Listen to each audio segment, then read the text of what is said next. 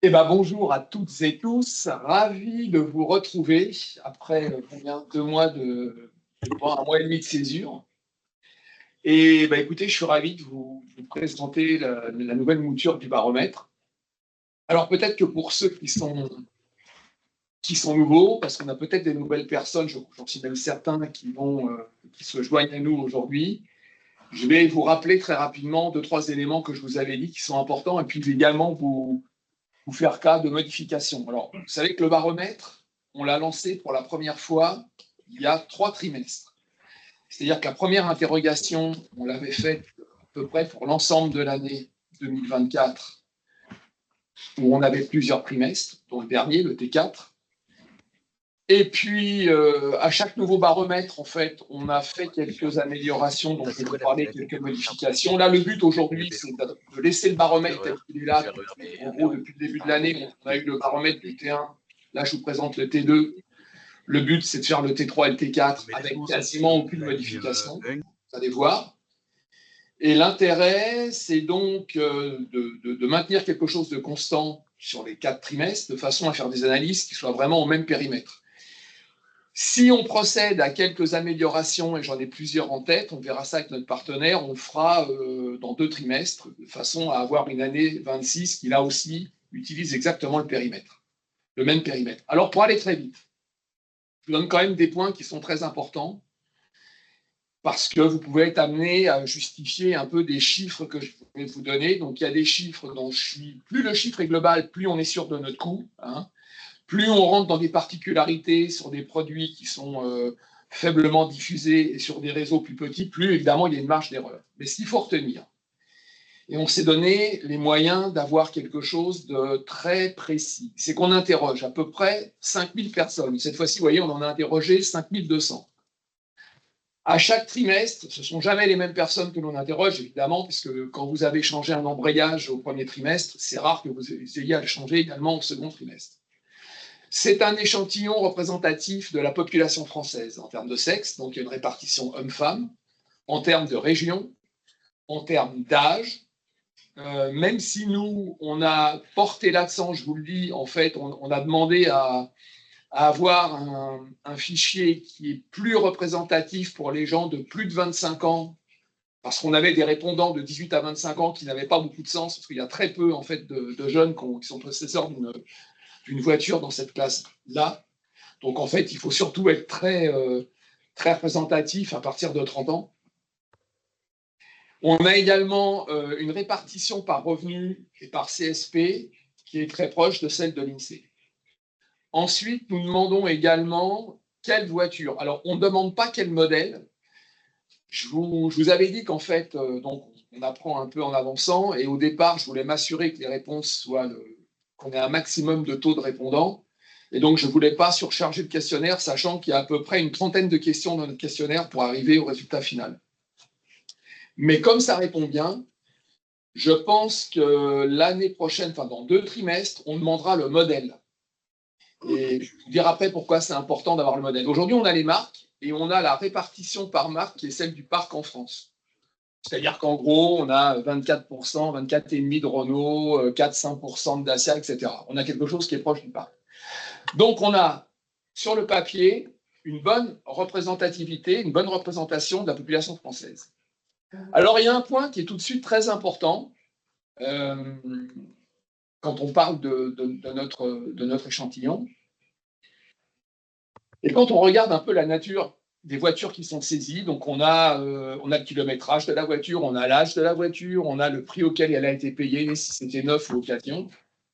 On s'aperçoit qu'en fait, si vous voulez, aujourd'hui, on a un échantillon qui est très représentatif du côté des véhicules particuliers. Moi, j'estime à peu près à 80, alors je vous l'ai marqué là, je crois 92% du parc. Pourquoi? Qui a-t-on dans les véhicules particuliers? On demande aux gens qui ont une voiture dont ils sont propriétaires, c'est-à-dire qu'ils sont possesseurs de la carte grise, et dont ils assurent le financement de l'entretien-réparation. Ce qui veut dire que ça exclut toutes les voitures de service, toutes les voitures de l'administration, toutes les voitures de société qui sont des voitures de fonction. Ça exclut également les voitures des loueurs, notamment les loueurs de courte durée. Ça exclut les voitures, donc je vous ai dit, l'administration, la gendarmerie, etc. Ça, c'est en termes de véhicules. Donc, on estime qu'à peu près, sur les 39 millions de voitures, il m'en manque 3. Et on a également, alors là, c'est plus en termes de voitures, mais c'est plutôt en termes d'opérations. Je pense qu'on suit assez mal, parce que j'ai des réponses qui me laissent penser qu'il y a des gens qui nous mettent ce qui se passe, mais la plupart du temps, je pense qu'on ne les a pas. Je pense aux garanties constructeurs. Clairement, quand vous avez un véhicule qui a donc entre 2 et 3 ans, parfois un peu plus si vous prenez certaines options de garantie supplémentaires qui peuvent aller à 3, 4, 5 ans. Si vous avez une casse mécanique, si vous avez l'entretien, les gens répondent. Bon. En revanche, en casse mécanique ou quand il y a des travaux, vous remettez votre voiture, généralement, vous n'avez aucune idée. Vous ne savez pas trop ce qu'on vous a changé ou on vous l'explique, mais vous n'avez pas une idée du coût, la plupart du temps. Pas toujours le cas, mais en règle générale, on n'a pas. Donc, ce qu'il faut bien avoir à l'esprit, c'est que, alors c'est très peu sur le marché, mais je vous le dis quand même, je pense que les véhicules qui ont un problème mécanique dans la période de garantie, pour moi, je ne pense pas qu'on ait des personnes qui saisissent ce type de données. Donc ça, il faut le savoir. L'autre élément qui va être un point d'amélioration pour dans bientôt, c'est sur les VUL. Parce que les VUL, vous savez qu'il y a 6 millions de VUL à peu près en France. Et quand on regarde et lorsque l'on analyse un peu le parc VUL, ce qu'on estime, nous, hein, j'ai confirmé ça avec les 3A qui travaillent ici, mes homologues du CCFA, on a fait un calcul rapide, mais qui est à mon avis viable, c'est qu'en gros, il y a un tiers des VUL qui sont utilisés par des particuliers. Ça veut dire que vous pouvez tout à fait avoir un véhicule qui a une carte grise VUL, mais qui est tout simplement utilisé par un particulier. Alors, c'est surtout vrai dans la catégorie des VUL qui ont plus de 4-5 ans, parce qu'on va dire que les 4-5 premières années, entre 3 et 5 ans, c'est quasiment tous des véhicules de flotte, d'artisans, de messagerie, etc., qui sont donc complètement chez les entreprises. Là, moi, je ne peux pas interroger les entreprises parce que personne ne va me répondre sur ce qu'ils ont fait comme opération, comme entretien.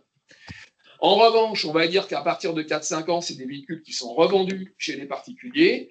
Et là, vous savez qu'il y a 3 grandes catégories de VUL. Il y a les véhicules particuliers commerciaux, qui sont donc des véhicules particuliers qui n'ont pas de banquette à l'arrière. Et ça, c'est toujours à la revente chez des particuliers. Certains rajoutent une banquette, ça devient VP, mais c'est très marginal. Après, vous avez les petits VUL qui vont jusqu'au berlingot, puis vous avez les gros, vous savez, qui font, je ne sais pas, 5-6 mètres cubes, etc. Et vraiment, on sait très bien que plus ces VUL-là vieillissent, plus à un moment, ils sortent complètement du parc des entreprises parce que les entreprises veulent un truc qui est un outil de travail qui va fonctionner tout le temps, alors qu'un particulier va faire des brocantes, il va mettre son VTT, enfin, il ne va pas du tout avoir un usage aussi intensif, et c'est un véhicule plutôt de loisir ou d'aide, pas plus un véhicule qui est utilisé de manière très intensive. Donc, de ce point de vue-là, on a, alors du côté des 2 millions de VUL qui sont chez les particuliers, c'est-à-dire en gros le tiers du parc, on n'a pas une très bonne représentativité. Et c'est la raison pour laquelle, quand je vais demander les modèles, je vous en dirai un peu plus dessus. Moi, ce que je pense aujourd'hui, c'est qu'on a une bonne représentativité pour les VUL commerciaux, véhicules particuliers, donc qui n'ont pas de banquette à l'arrière. En revanche, sur les gros VUL, là, on a, de ce que je peux voir, à mon avis, on a peu dans l'échantillon de personnes qui répondent avec un gros VUL. C'est peut-être aussi lié au fait, on va modifier certaines phrases parce qu'on parle d'automobile, on parle de voiture, il faudrait peut-être qu'on élargisse ce cadre parce que tel que c'est formulé, une personne qui a un gros VUL, qui ne se sent peut-être pas forcément enclin à répondre en se disant bah, c'est pas une voiture, c'est mon VUL, c'est à côté. Donc là, on a certainement un point qui va être amélioré. Mais, dans tous les cas de figure, et je vous le dis dès à présent, je pense qu'en termes de parc, donc de volume de voitures, sur les 45 millions de véhicules légers, on a à peu près 92% de représentativité en termes de véhicules. Si j'arrive à faire ce que je veux faire pour compléter l'information sur les VUL détenus par des particuliers, on aura 85, il manque 3%. Mais on n'ira jamais au-delà. Ce qui veut donc dire, voilà, c'est qu'on peut encore s'améliorer sur notre représentativité, on peut aller jusqu'à 85, mais je n'aurai jamais les entreprises. Et dans les VUL, il y a 2 tiers, c'est de l'entreprise, et chez les particuliers, il y a le taux dont je vous ai parlé. Autre élément que je vous donnerai, que je vous préciserai, parce que ça, je le saurai je pense, bientôt, très bientôt. Je vous annoncerai une bonne nouvelle à la fin de mon intervention, parce qu'on va vous fournir quelque chose dans à peu près un mois qui, je pense, vous sera très précieux. Je pourrais vous dire dans pas très longtemps quelle est la représentativité en termes de chiffre d'affaires, parce qu'on peut avoir 82% des véhicules représentés dans le parc. Il y en a certains qui nous manquent, je vous en ai parlé, mais ceux qui nous manquent, quand je pense notamment aux véhicules de société, ce n'est pas ceux qui font le marché. Parce qu'un véhicule de société, il a entre 2 et 3 ans, c'est un véhicule de fonction.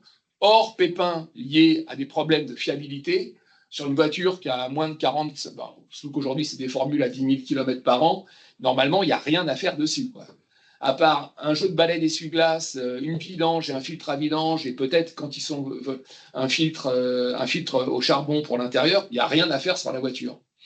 Donc vous voyez que ces voitures-là qu'on n'a pas dans le parc, moi que je n'ai pas, parce qu'évidemment c'est une voiture de société, le côté très positif, c'est que sur le marché de la rechange, elles pèsent rien, très peu.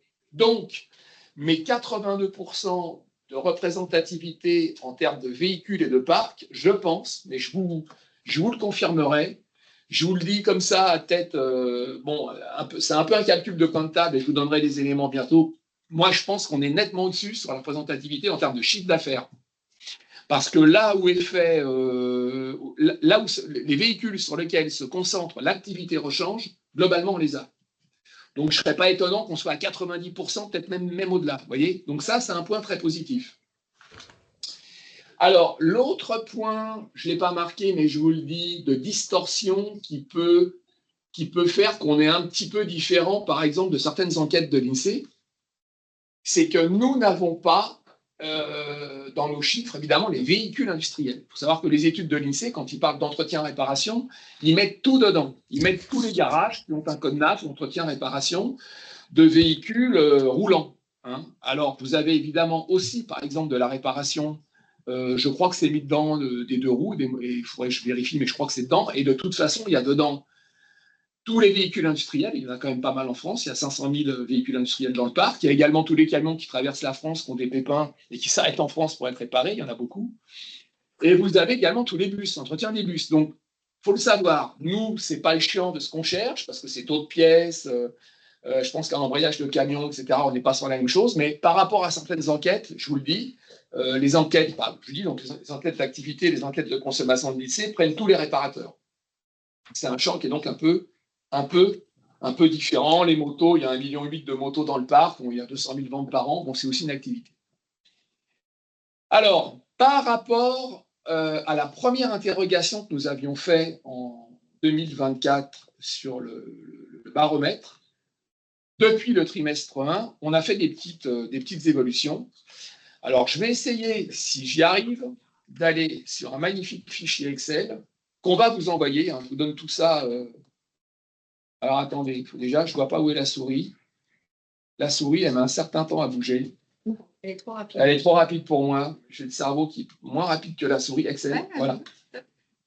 Je vous le rappelle, je vous le donne, mais tout ça, vous allez le fichier Excel, là, je vais évidemment vous l'envoyer. C'est juste pour vous accompagner dans votre découverte du produit. Là, je vous ai mis le questionnaire qu'on envoie à nos plus de 5000 répondants. Alors, les 5000 répondants, c'est à peu près 7500, 8000 voitures, ça dépend, parce qu'il y en a qui ont une voiture, deux voitures, trois voitures, on piste ça également. Ce qui veut dire que, vous voyez, on a 5000 répondants, mais on a un échantillon de 8000, 8500 voitures, ce qui est quand même très bien. Ils ont un questionnaire qui est comme celui-ci, on leur demande. Alors, en gros, c'est quoi? Vous avez 20 familles de produits, donc je vais vous donner les résultats sur les 20 familles, qui se décomposent en, je crois, 93 produits. Alors, vous allez voir, c'est très détaillé. Il y a les 20 familles que vous connaissez. On leur précise bien qu'on veut qu'ils saisissent donc leur chiffre d'affaires payé, ce qu'ils ont payé dans quel réseau, pièces et main-d'œuvre. Et vous voyez, il y a deux grandes catégories. Dans la rechange constructeur, il y a les concessionnaires et les agents. Je ne vous ai pas encore splitté les infos parce que j'attends d'avoir un peu plus de recul, parce que j'aimerais bien pouvoir pister les deux aujourd'hui. Je préfère vous donner l'élément global, mais je pense qu'assez rapidement, on pourra faire concessionnaire et agent. Ce sera intéressant. Et puis ensuite, on a évidemment alors, les garages, les MRA, évidemment les garages indépendants. Les centraux-taux, on leur met la liste, Rodis, Speedy, Midas, Levert, Nana, les principaux. Les grandes surfaces, là, vous avez une colonne en noir parce qu'il y a tout un tas de saisies qu'on a interdit, parce que pour éviter les erreurs, en grande surface, vous n'allez jamais trouver un moteur de vitre électrique, vous n'allez jamais retrouver un radiateur de chauffage, vous allez trouver très peu de produits. Donc là-dessus, on les guide, comme ça évite qu'ils nous mettent des mauvais produits aux endroits. Il y a les fameux réseaux multimarques que je vais vous les présenter avec les MRA. Si vous voulez qu'on les mette séparément, je pourrais vous l'envoyer, mais on va les mettre ensemble. Pourquoi? Parce que c'est le réseau Motorcraft, Eurorépar et Motrio. On a ensuite tous les achats distributeurs Internet, les carrosseries. Alors, les carrosseries, c'est assez particulier. Les pneumaticiens, type Euromaster, Eurotire, First Stop, etc. Et puis les réseaux de pare-brise. Alors évidemment, les carrosseries et les pare-brise, c'est assez complexe parce qu'en fait, en carrosserie, vous allez voir qu'ils nous mettent souvent des changements de vitres. Alors moi, je les ai pris, je les ai gardés. Ce que je ne sais pas, et c'est ce qu'il faudra un peu pister, donc là-dessus, il faudra faire attention, c'est est-ce qu'ils mettent des tarifs, même quand c'est l'assurance qui a payé, ou bien est-ce que c'est des vitres qu'ils ont fait changer, eux, sans forcément passer par l'assurance, parce que dans certains cas, vous avez des malus, vous avez des franchises, etc. On verra. C'est pas le fond de la chose, mais on voit quand même qu'il y a pas mal, on a un taux de changement de pare-brise qui est pas nul. Le point important, je vous l'avais déjà dit la dernière fois, mais je vous le reprécise, notez-le, sur les échanges Internet, il n'y a pas de main-d'œuvre. Alors, dans les faits, ça aussi, je vous en avais un peu parlé, je vous ferai un petit zoom là-dessus parce que le fichier, il est très intéressant à analyser. Il y a des gens qui nous saisissent, donc des montants Internet, des dépenses Internet, de ce qu'ils ont commandé sur Internet, et qui aussi, parce que quand on leur demande, après, on a un outil qui leur demande une répartition de la main-d'œuvre. Sans alourdir la saisie, on a une astuce pour leur demander la main-d'œuvre et le prix de la pièce. Et il y en a un pourcentage qui n'est pas complètement négligeable de gens qui achètent sur Internet qui nous mettent un prix de main-d'œuvre. Donc moi, j'en déduis, surtout quand je vois la nature des opérations, que ce sont des gens qui achètent des pièces sur Internet, mais ils les amènent ensuite chez quelqu'un pour les faire monter sur leur voiture.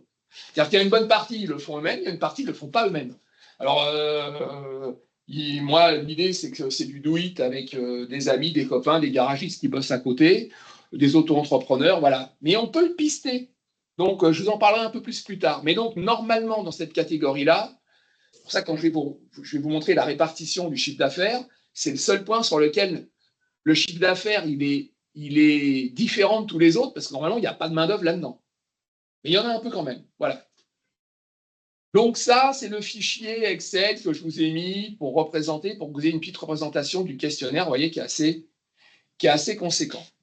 Alors, si je reviens maintenant, je ne sais pas où je dois revenir par où? Je reviens, attends, sur. Hop. Ouais, j'y suis? Non, je reviens là. Je ne suis pas sûr que je sois au bon endroit. Non, à mon avis, il faut que je sois là. Non? Non. C'était bon, c'était ça. Ouais. C'était ça. Alors, je reviens au bon endroit. Alors, je reviens. Donc ça, je vous ai expliqué des points méthodologiques, mais qui sont quand même très importants. Alors maintenant, j'en viens au résultat. Alors, si, je vais faire un tout petit point, juste un petit rappel, quand même, il faut que je vous le dise, parce que c'est pas mal. On a 20 catégories, parce qu'il y a des choses que j'ai sorties.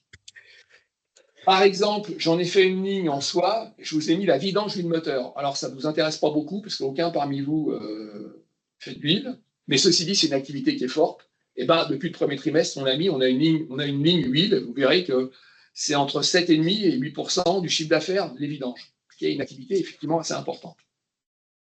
On a rajouté, vous l'avez déjà vu la dernière fois, mais je vous le redis, mais pour le moment, ce qui d'ailleurs valide complètement les chiffres qu'on a, parce que c'est des chiffres qui ne sont absolument pas trafiqués, évidemment.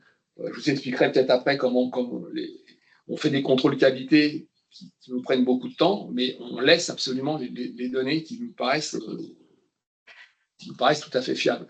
Pour tout vous dire, sur 5002, on en a viré 300 cette fois-ci. C'est-à-dire combien? 4%, 320 personnes, donc 6,3%, ce qui est peu, sur une base comme celle-là, de gens qui, pour nous, dont on était certain qu'ils avaient des résultats qui étaient incohérents, qui nous perturbaient les éléments. Et vous voyez, c'est quand même, ça veut dire qu'on a gardé 93%. Voilà.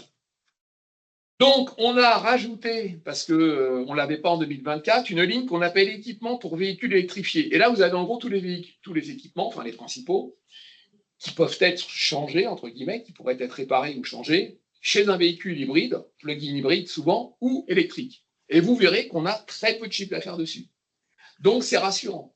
Ça veut dire que c'est un marché en devenir, mais évidemment, le parc de véhicules 100% électriques, je dis ça de tête, je n'en sais rien, ça doit être 1 million de bagnoles, peut-être 1,2 million aujourd'hui. C'est des véhicules qui ont pratiquement tous moins de 4 ans. Bon, bah, apparemment, il peut y avoir quelques problèmes dans la rechange, mais il y en a encore, fort heureusement, très peu.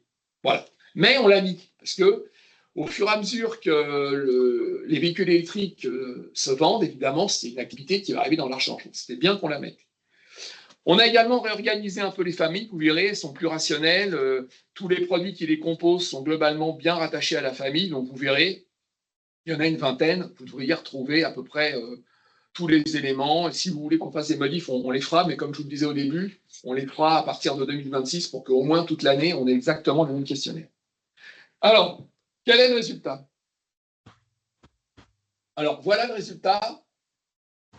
Donc, qui concerne la répartition. Chaque mot a son importance. Je me répète à chaque fois, mais il faut vraiment que vous ayez bien ça à l'esprit. C'est le chiffre d'affaires, pièces et main-d'œuvre du marché de la rechange en France par canal de distribution en 2025. Donc là, vous avez le tableau qui vous donne donc le total rechange qui se compose de la rechange constructeur R1, R2, de la rechange indépendante qui est dispatchée sur 7 canaux, MRA, réseau multimarque, donc Eurorépar, etc. Les centres auto, les pneumaticiens, les distributeurs Internet, les enseignes de vitrage, je vous les ai mis du plus grand au plus petit. Vous avez les résultats 2024 que je vous ai déjà donnés, que vous connaissez parfaitement. On avait 31,8% donc de répartition de chiffre d'affaires réalisé dans le réseau R1 chez donc les particuliers. Hein. Nous, c'est les particuliers et c'est sur le véhicule particulier principalement. Sur le T1, alors pourquoi je vous mets T1 définitif? Parce que comme je vous l'avais dit la dernière fois, nous, aujourd'hui, quand on fait le T2, il y a beaucoup de gens, il y en a peut-être bien encore 20% qui nous mettent des chiffres sur le T1. Parce que les gens, ils nous mettent tout ce qu'ils ont mis, alors on leur demande la date, évidemment, de la réparation, et on s'aperçoit, c'est comme ça, mais c'est pas forcément plus mal, qu'on a à peu près 50% des gens qui nous répondent bien pour le trimestre pour lesquels on leur demande, mais après, il y en a qui nous mettent pour des réparations qui ont entre 3 et 6 mois, et entre 6 mois et 9 mois. Donc, ça veut dire que ceux qui aujourd'hui, alors qu'on les a interrogés sur le T2, nous ont également donné des données sur le T1, on a réinséré ces données dans les statistiques du premier trimestre pour retraiter le premier trimestre que je vous avais donné il y a 3 mois.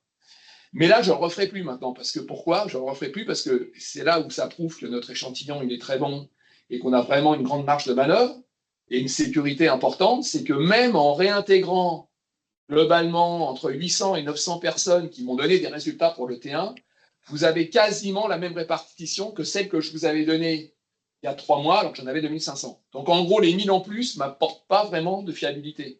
Ça ne change pas grand-chose, mais je vous fais quand même le traitement, c'est tout à fait normal. Donc c'est ce que j'appelle le T1 définitif. Celui-là, je ne vais plus le toucher, je ne vais pas le retravailler. Ça nous demande beaucoup de temps à le refaire pour un gain qui est nul, parce qu'en termes de qualité d'information, vous l'avez. Donc le T1, vous aviez une rechange constructeur qui était à 31% chez les particuliers, 69% donc la rechange indépendante, et vous aviez le dispatch, 35,4 MRA plus réseau multimarque, 17 centres auto, 5,8 les pneumaticiens, 3% d'achats sur Internet, donc là normalement il n'y a pas de main-d'œuvre. Donc c'est un chiffre qui en soi est plus petit, hein, forcément, parce que normalement on n'y met pas la main-d'œuvre, vous savez que la main-d'œuvre c'est 45% en moyenne, vous l'avez donné la dernière fois. Enseigne de vitrage, on est donc à 2,4, 3,4, non pardon, enseigne de 1, carrosserie 3,4, et grande surface 1,20. Sachant, comme je vous l'ai dit, qu'on va avoir des pourcentages qui vont un peu plus bouger sur les réseaux vraiment très marginaux. Parce que là, il suffit qu'on ait un peu plus de réponses, qu'on le traite un peu, ça peut bouger un peu plus. Si donc maintenant, et c'est donc là aujourd'hui je vous donne le T2, voilà la ligne T2, qu'est-ce qu'on apprend sur la ligne T2, donc le trimestre 2, qui sera mis à jour la prochaine fois encore, et je vous donnerai donc dans 3 mois le définitif T2, mais pour le moment c'est la première version du T2. On a 32,1, donc une augmentation du poids de la rechange constructeur pour le deuxième trimestre. Pas beaucoup, mais c'est 1,2 en plus. On a une perte d'un point des MRA des réseaux multimarques. Centre-Auto, on a une augmentation de 0,10%, donc quasiment rien. En revanche, on a une belle perte, enfin, moindre chez les pneumaticiens, qui sont passés de 5,8 à 4,4. Distributeur Internet assez proche, vous voyez, on avait 4% en 24, on a eu 3,8, maintenant on est à 3,5, donc on est plutôt sur quelque chose qui diminue légèrement. Enseigne de vitrage, on est à 3, bon, on était à 3 l'année dernière, bon, bref, on est à peu près dans les 3. 2,60, c'est légère baisse pour les enseignes de carrosserie, et les grandes surfaces, on est à 0,9. Grande surface, on sera toujours autour de 1%. C'est marginal et c'est très volatile. Donc voilà le premier résultat donc, du baromètre. Vous voyez que c'est relativement stable. La conclusion qu'il faut tirer, c'est que les réseaux constructeurs ont proportionnellement repris un peu de poil de la bête. Alors, vous allez voir quand on va analyser les résultats un peu par famille de produits et par produit, si vous le regardez attentivement, je pense que c'est un trimestre qui va être, à mon avis, ça sera certainement des plus hauts de l'année. C'est celui qui précède les grandes transhumances et les grands voyages. Donc, c'est le moment où on fait réviser sa voiture et on pense que la voiture, il faut vraiment la réviser pour qu'elle tourne parce qu'on va partir avec en vacances et que si on tombe en panne, c'est pas drôle.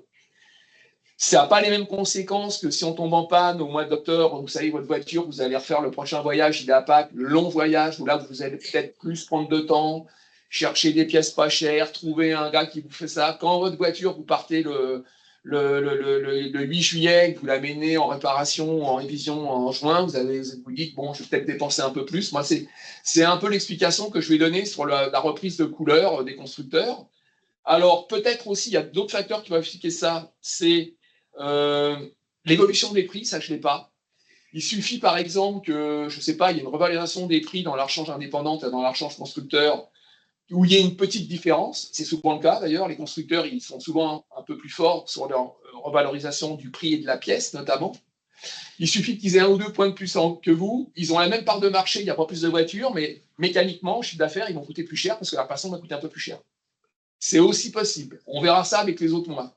Hein, parce qu'ils ont aussi des dates d'augmentation des tarifs qui sont plutôt corrélées avec ce trimestre. Bon. Donc, mais globalement, vous voyez qu'on reste dans quelque chose qui est quand même très proche. Alors, je rebascule avant de vous donner d'autres résultats, juste pour vous le montrer, et donc on va vous l'envoyer. Vous avez, par exemple, ici 2 onglets, un qui s'appelle T1 25 finale répartition du CA. On n'a pas le fichier Excel. Ah, vous ne l'avez pas? Mais là, tu ne l'as pas affiché, là, regarde. Et pourquoi je ne l'ai pas affiché? Ben, je ne sais pas. Là-dessus. Parce que j'ai cliqué sur Excel. Ah oui, attendez. Ça y est, je vais y arriver. Je crois que j'ai fini par comprendre. Si je me mets sur Excel, là, vous allez le voir. Voilà. Là, c'est bon. Alors, donc, je ne vais pas du tout vous faire les lignes et les familles, vous allez les regarder. Le T1 et le T2, là, ça c'est le T1 définitif. À côté, vous avez le T2 que je vais réduire à l'écran. Peu importe. Il faudrait que je le réduise pour que vous voyez tout. Ce n'est pas très important. Non, mais je vais vous le mettre sur le T1, c'est la même chose. Je ne vais pas rester là-dessus. En gros, vous avez ça. Vous allez donc retrouver le fichier que je vous avais déjà donné, où en gros, c'est très simple, hein, vous êtes en bas à droite, vous avez donc tous les produits, toutes les familles, tous les réseaux, c'est 100% du chiffre d'affaires qui est là. Et après, vous avez ici le dispatching que je viens de vous donner. Total chiffre d'affaires, réseau constructeur 31, MRA plus multidistri, canal 35, 17 et centraux, etc. Vous avez le pourcentage pareil sur les lignes de produits. Par exemple, le premier produit, 26%, 26,7% du chiffre d'affaires réalisé sur les pneus. Deuxième famille, c'est le freinage en T1, 9%. Troisième famille, la distri, avec les produits, kits de distri, kits d'accessoires, courroies de trapézoïdales, nanana, galets, 8,6%. La vidange, elle arrive en 3, 7,4, et vous descendez comme ça. OK? Donc là, vous avez un dispatching parfait, vous avez le croisement entre les deux. C'est-à-dire que si vous voulez savoir les pneus de chez les MRA, par exemple, bah, c'est 8% du total. Vous voyez, bon. Chez les concessionnaires, c'est 7% du total de l'activité, etc., etc. Donc, vous voyez très bien, par exemple, là, bon, voilà. Voilà, là, vous avez vraiment le résultat. Donc, vous allez avoir ça pour le T1, je vous donne, et pour le T2, dans le détail. Je vous laisserai le soin de le regarder de manière la plus précise possible. Alors, quand je me remets, non, je ne suis pas bon. L'orange, là. L'orange. C'est quoi l'orange? C'est ça? Non, là. Non, ça c'est. J'ai du mal. Un jour, j'y arriverai. Sur le PowerPoint. Là, c'est bon. On est d'accord. Donc, le résultat. Maintenant, je vous donne un élément très important qui était le fond du baromètre finalement. C'est là-dessus où nous, on transpire pas mal. Voilà la variation du chiffre d'affaires, pièces et main-d'œuvre, du marché de la rechange en France par canal de distri pour le T2, VF, le T1 définitif. Au global, nous arrivons à la conclusion qu'on a une hausse du chiffre d'affaires, donc T1, T2, donc 3 mois, de 2,3%. Et ça se matérialise par quoi? Par des concessionnaires qui, pour nous, sont à plus 5,9, à peu près, les MRA plus 5,2, les centres auto 2,9, et tous les autres. Je ne vous ai pas mis de dispatching parce que c'est des réseaux qui comptent peu. Si je vous mets des résultats par réseau, on peut avoir des différences qui n'auraient pas tellement de sens. Donc, on les a mis tous ensemble parce qu'ils pèsent à peu près 14% du total, c'est ça, contre 16 le trimestre d'avant. On est sur une baisse dans tous les autres réseaux, là, de maticiens, etc., de 11% à peu près. Alors, pour être tout à fait transparent et franc avec vous, quand vous regardez les données de l'INSEE qui font également ce type de sondage, alors je ne connais pas leur méthodologie, il faudrait qu'un jour je leur demande pour qu'ils me disent comment ils recueillent ça, ils sont sur une hausse de l'activité, eux, au trimestre de 1,2%. 1,3%. On va être précis. Nous, on est à 2,3%. Bon, alors, moi, je suis resté là-dessus. On a fait notre traitement. Alors, mais dans les 1,2 de l'INSEE, vous avez tous les éléments dont je vous ai donné tout à l'heure. C'est-à-dire qu'il y a, je pense qu'il y a la moto, il faudrait que je le vérifie, mais c'est sûr, il y a le camion, c'est sûr qu'il y a le bus, et c'est sûr qu'il y a les utilitaires. Donc, moi, le fait qu'on ait un peu plus sur l'activité où on interroge les particuliers me semble pas du tout déconnant, parce que, comme je vous le disais, c'est un trimestre où le particulier, il va surfaire. Moi, je vois bien que souvent, l'activité vidange, l'activité entretien, moi, ça me semble logique qu'on la fasse un peu plus avant qu'on parte en vacances, plutôt que le 15 octobre où on n'a plus de vacances en tête et plus de grands voyages, quoi. Donc, je pense que, vous voyez, je vous le dis, je pense que le fait, alors que l'activité entreprise, il n'y a pas de raison de penser qu'elle est plus forte à ce moment-là, il faudrait regarder. Sur les autres, les bus, etc., je ne pense pas non plus, ça ne roule pas plus, le ramassage scolaire, les bus RATP, ils font les mêmes lignes, etc. Ils auront peut-être moins de travaux l'été, parce que là, ils vont moins rouler, tous ces éléments-là l'été. Mais donc, vous voyez, je vous donne 2-3, et moi, je pense c'est tout à fait plausible, ça me semble tout à fait rationnel, que l'activité qui est pluguée sur l'activité des particuliers soit un peu plus forte. Voilà. Alors, il y a 1% d'écart, ce n'est pas grand-chose. Maintenant, alors là, il ne faut pas prendre mes chiffres à la virgule près, même si je vous les donnais à la virgule près. C'est les grandes tendances que nous, on repère. Alors, là, je vous le dis, peut-être qu'il faut le préciser, parce que c'est une variation sur les principales familles. Et je ne vous l'ai pas fait par produit, parce que par produit, il y a trop de volatilité, il faudrait qu'on ait plus de répondants, et je ne voudrais pas dire des bêtises. Mais globalement, vous allez voir que quand vous checkez ça avec les données que je vous ai données précédemment, c'est rationnel. C'est-à-dire que dans un monde où globalement le chiffre d'affaires a augmenté de 2,3% sur les 3 mois, on a un chiffre d'affaires qui est plutôt légèrement autour d'1% à la baisse dans le pneu. Le freinage, on fait également plutôt légère baisse. La distrie, une baisse plus conséquente. Les vidanges moteurs, on est dans une hausse de 4% du chiffre d'affaires, donc pièces et main-d'œuvre. Alors là, il n'y a que l'huile. Et liaison au sol, là, j'ai une variation qui est plus importante, de 12. Le filtre, on est également en positif, plus 7. Pièces techniques moteurs, vous verrez, on est à peu près plus 10. Ouais. Excuse-moi, qu'est-ce que tu mets, c'est Eric là, qu'est-ce que tu mets principalement dans liaison au sol, dans les 12.2 là? Alors, liaison au sol, c'est où les liaisons au sol?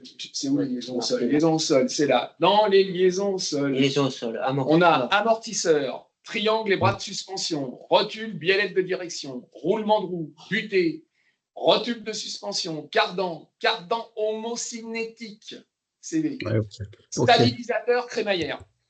Ok, merci. Ouais. Alors, bon, moi, j'aurais une variation, mais je peux pas vous donner une variation par produit, on verra peut-être un peu plus tard, parce que, si vous voulez, si par exemple, je vous dis, peut-être que je pourrais vous faire ça à l'année quand j'aurai, si on y pense souvent, en cumulant, je vais vous donner des trucs sympas à la fin de l'année. Parce que là, j'aurai 20 000 consommateurs qui m'auront répondu. Donc là, ça sera intéressant. Je vous en parlerai tout à l'heure, parce qu'on va avoir des choses tout à fait intéressantes à l'année. Bon, vous voyez, alors là, c'est un domaine, baleine essuie-glace, plus à peu près 2, tout ce qui est démarrage des batteries classiques. Bon, il y a entre 4 et 7, 8 produits derrière. Hein. Bon. Vous avez un sens et une orientation qui est, il ne faut pas la regarder à la virgule, mais globalement, elle cadre et elle est complètement rationnelle avec les éléments que je vous ai donnés avant. C'est un point important. Alors, dernier élément.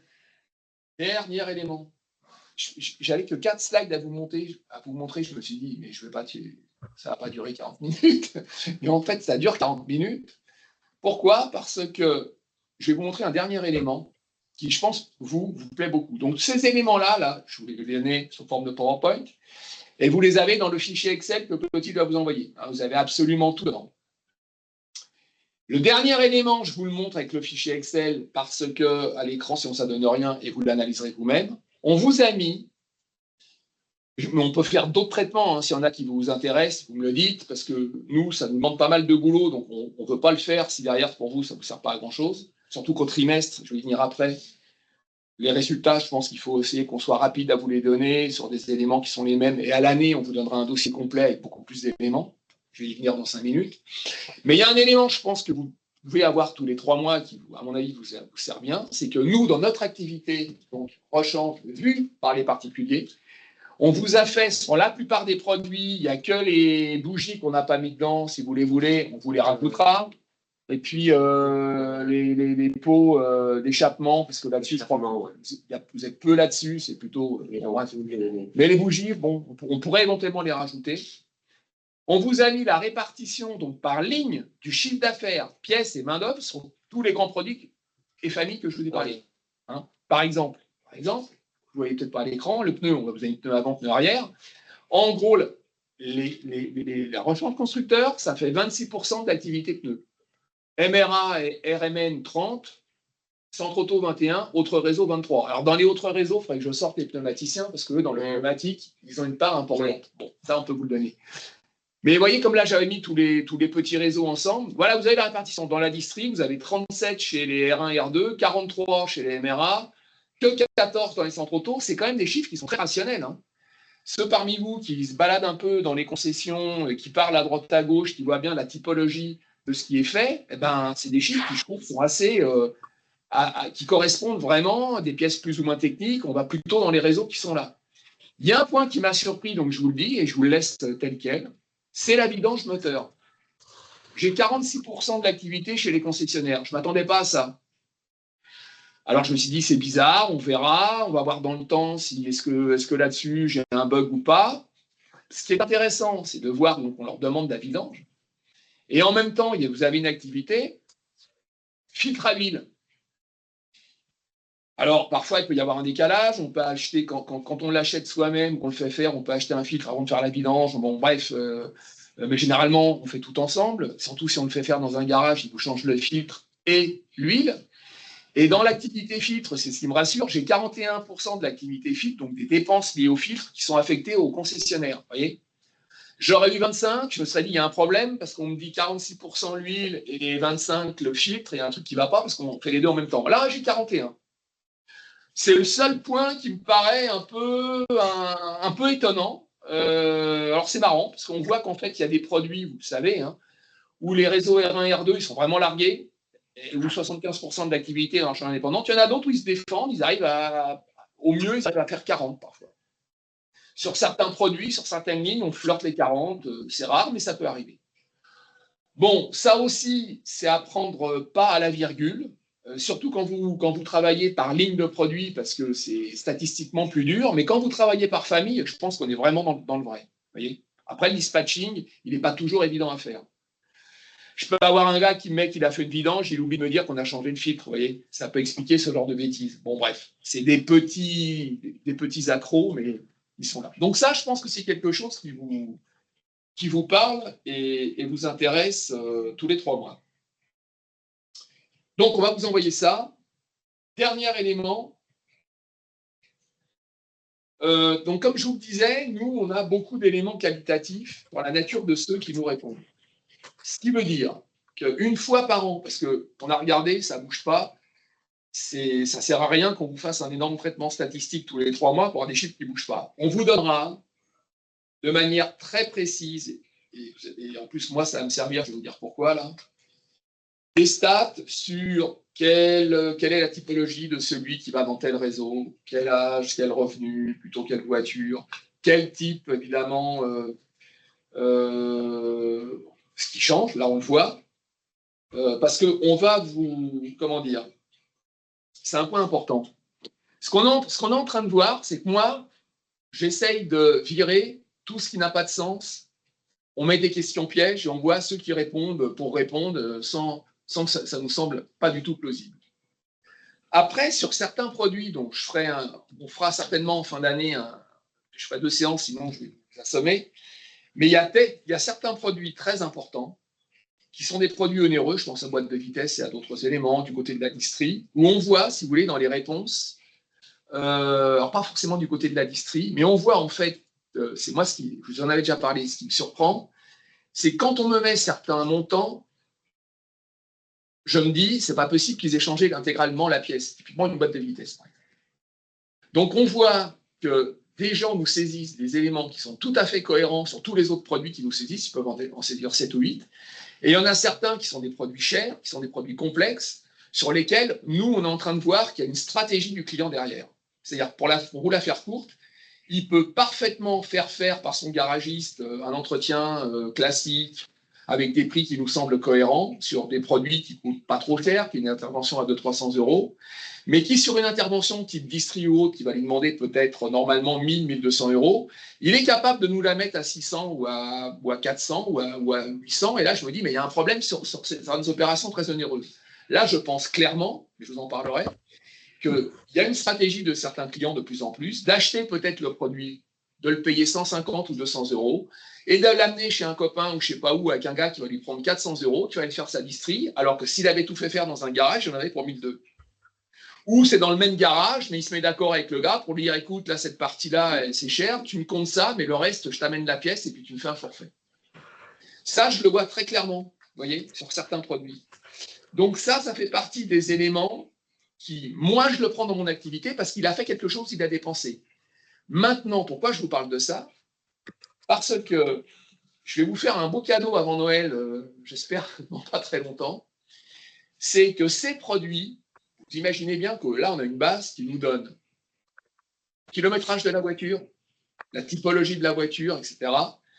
Et quand je vais faire mon traitement, parce que je dois faire des traitements sur des grosses pièces notamment, pas sur les filtres évidemment, mais sur des pièces onéreuses, je veux vraiment essayer de sortir quand la pièce est complètement changée. Donc j'ai la certitude qu'elle est changée. Ce qui veut dire que là, on va pouvoir vous donner, pas sur les filtres, parce qu'on n'en a rien à faire sur les filtres, c'est fait une fois par an, le kilométrage on va en avoir, mais par exemple sur les embrayages, je vais vous donner à quel kilométrage on change un embrayage en France. Et non seulement je vais vous donner ça, mais je vais vous donner une fonction de répartition où on vous mettra par exemple, je vous dis n'importe quoi, il y a 100 embrayages qui se changent en moyenne à 125 000 km, mais je vous dirais il y en a 25% qui changent en moyenne à 70 000, 25% à 110 000, 25% peut-être à 160, puis peut-être que 25% c'est à plus de 200 000. Alors, le tout, ça fait 120, mais vous voyez, il y a une fonction de répartition qui est, ça, je vais pouvoir vous le donner. Donc ça va être très intéressant. Et pourquoi ça va être intéressant? Ça va être intéressant pour vous parce qu'on va voir quelles pièces on change à quel kilométrage, sur quelle voiture. On pourra même dire la première voiture, la deuxième du foyer, voire la troisième. Mais en plus de ça, moi aujourd'hui, je travaille avec l'UTAC, je vais avoir des données, je les ai, les envoyer, où je vais pouvoir avoir, j'ai une photo là de tout ce qui est passé au contrôle technique, et notamment avec le kilométrage des voitures au contrôle technique par âge. Donc je vais pouvoir vous faire, et ça on fera une séance complète là-dessus, je ne sais pas si ce sera lors de la commission ou si on fait un truc à part, je vais pouvoir vous calculer, grâce à mon baromètre et grâce à la photo du contrôle technique, exactement la tête du parc en France, avec comment est composé le parc français, parc de cette année, 45 millions de voitures, par âge. Mais vraiment, là, on va vraiment savoir, j'ai 45 millions de bagnoles dans le parc en France, combien j'en ai qui ont 1 an, 2 ans, 3 ans, 4 ans, 5 ans, 30 ans, on ira jusqu'à 30 ans. Et je saurai exactement dans le parc, parce que quand il passe le contrôle technique, on relève le kilométrage, quel est le kilométrage des bagnoles. Vous vous rendez compte? Ça veut dire que je vais pouvoir vous calculer le kilométrage moyen des voitures en fonction de l'âge, de combien elles parcourent en fonction de l'âge chaque année dans le parc. Ça va être génial. Parce qu'aujourd'hui, on a des chiffres, mais c'est des chiffres qu'on imagine, qu'on suppute. Personne n'a ces trucs-là. Donc, je vais par exemple découvrir qu'une bagnole qui a 20 ans, entre 20 ans, 21 ans, 22 ans, combien elles font de kilomètres en moyenne par an? Et ça, si vous voulez, ça va être très précieux parce qu'en fonction du kilométrage que je vais repérer là, et en fonction des kilométrages où on change les pièces, hein, c'est-à-dire on change les pièces à quel moment et quelle est la gueule de mon parc, je vais pouvoir vous affecter sur les bonnes voitures les bons volumes de pièces changées. Vous imaginez? Parce qu'évidemment, quand je fais mon interrogation tous les mois, j'ai un taux de titres qui change à mon voyage. Hein, alors, je l'ai tous les mois, mais vous imaginez bien que plus on va avancer dans le temps, plus je vais avoir un cumul de 5 000, 8 000 bagnoles qui arrivent tous les mois, et plus je vais être fiable là-dessus, par trimestre, par trimestre. C'est-à-dire qu'à la fin de l'année, j'aurai un échantillon, accrochez-vous, de 25 000 voitures et de 20 000 personnes. Vous voyez, ça va être fantastique. Donc, ça veut dire, j'espère qu'il n'y aura pas de bug et qu'on va pouvoir tenir ce qu'on promet, mais je pense qu'on a tous les éléments. Ça veut dire que je vais vous fournir dans pas très longtemps une estimation en volume qui devrait être hyper chiadée de toutes ces pièces pour le marché français sur une année. Je ferme la parenthèse, mais on en reparlera. Je vous donnerai on fera, je pense, une séance rien que là-dessus, parce que c'est un truc que je rêve d'avoir depuis des années. Souvenez-vous, on avait des panels, on a eu jusqu'à une vingtaine de panels, c'était l'enfer pour recueillir les données, puis on n'avait pas tout le monde, on estimait quelle est la part du panel, sa représentativité, ta. Là, on va avoir une photo qui va me donner donc des éléments qui vont me permettre de calculer ça, même au-delà de mon échantillon. Parce que si la moyenne de changement d'un embrayage elle est de 80 000 km, je m'en fous, là, les 15% qui me manquent de voitures, elles changent aussi à 80 000 km, vous voyez ce que je veux dire? Donc là, pour calculer les volumes, ça va m'être évidemment très, très bénéfique. Je ferme la parenthèse. Mais je pense que c'est un élément que vous attendiez tous, parce que si on arrive à mettre ces 93 lignes de produits, à vous mettre les bons volumes derrière, dans le bon réseau, ça va être un truc quand même intéressant. C'est tout. J'ai plus rien à vous dire. C'est bien, c'est parfait. Merci. Je l'ai tué. 50 minutes avec 4 slides. Non, mais donc, je ne sais pas si vous avez des questions. Ah, Bertrand, tu as une question? Oui, bonjour à tous. Merci beaucoup pour cette présentation et puis ce joli baromètre qui manquait à la profession. Moi, j'avais 2 points. Une première remarque, c'est la pièce de réemploi. C'est 5% des pièces remplacées. Ça augmente de façon faramineuse chaque année. Comment ça va être valorisé au sein de ce baromètre, puisque ça apparaît, j'imagine, dans les factures, mais ce n'est pas non plus de la pièce neuve. Donc, côté équipementier, ça les intéresse peut-être moins. Je ne sais pas comment isoler ça, c'est une première question. Et puis la deuxième, tu m'avais dit que tu étais en mesure de distinguer main-d'œuvre et pièces et pièces en tant que telles. Ça, c'est un point hyper important, je pense, de pouvoir distinguer ces deux aspects-là dans le baromètre. Alors, je commence par la fin, parce que main-d'œuvre et pièces, on l'avait donné la dernière fois, on avait fait le traitement, on peut vous le ressortir. Moi, je pensais vous le donner une fois par an, parce que d'un trimestre à l'autre, ça ne change pas. Hein. Ça change vraiment à 0,1 plus, 0,1 moins. Donc, si vous voulez, il n'y a pas de problème. Oui, on vous le remettra effectivement, parce que tout le monde n'a pas participé à la dernière réunion. Donc, Alors, la pièce de réemploi, ça fait partie, c'est une zone d'ombre, effectivement, qu'aujourd'hui, pour exactement le même motif que je vous ai donné en début, c'est-à-dire qu'on est parti sur ce baromètre. Moi, j'avais une grande confiance, parce que je me disais, vraiment, je pense qu'on peut le faire. Et je suis vraiment rassuré et très content, parce que les chiffres, sans les torturer, vraiment avec un traitement le plus neutre possible, on voit qu'on a des chiffres qui sont très cohérents. Pour moi, le problème aujourd'hui, on va y réfléchir, parce que je l'avais déjà noté, c'est-à-dire que nous, on a une contrainte. Il faut que celui qui répond, il répond relativement rapidement, sans que ça lui prenne trop de temps, et il faut qu'il comprenne ce qu'on lui demande, parce que je ne suis pas sûr que sur 100 particuliers, quand vous parlez de réemploi, je pense qu'on a la moitié qui, alors, faudra leur mettre une explication, va comprendre autre chose. Et le deuxième point, c'est qu'il ne le sait pas forcément.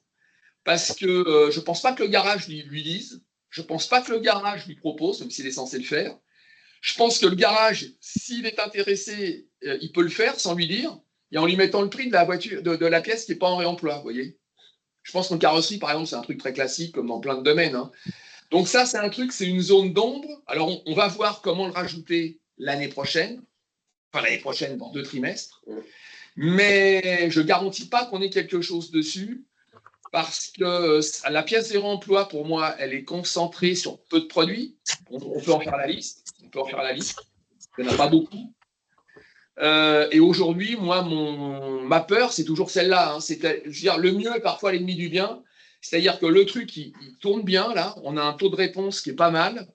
Les gens, à part certains opportunistes qu'on repère assez vite, qui nous mettent des choses tout à fait fantaisistes, mais sinon, on vous fera une synthèse globale à l'année qui sera même plus de certains phénomènes qu'on a repérés, mais qu'il faut me laisser juste un peu de temps parce qu'il faut être sûr de ce qu'on va vous raconter. La pièce de remploi, ça fait partie des éléments qu'on va essayer de suivre, mais je ne garantis pas qu'on y arrivera. Parce que je ne suis pas sûr qu'on arrive à collecter ça, que les particuliers qui nous répondent, ils aient. Parce que la pièce de remploi, déjà, il faudra la lister. Il y a quoi? Il y a 6-7 produits qui sont concernés. Il n'y en a pas beaucoup d'autres, hein, je pense.